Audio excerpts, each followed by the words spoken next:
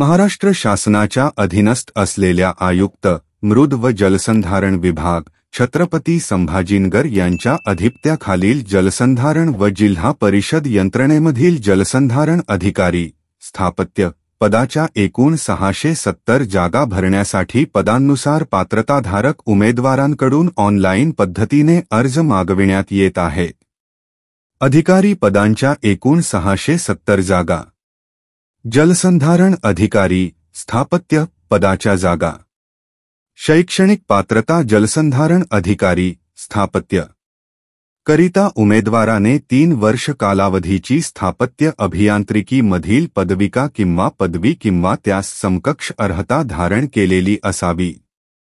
शैक्षणिक पात्रतेसाठी कृपया मूळ जाहिरात डाउनलोड करून पाहावी। वयोमर्यादा उमेदवारांचे वय किमान 19 ते 38 वर्ष दरम्यान असावे।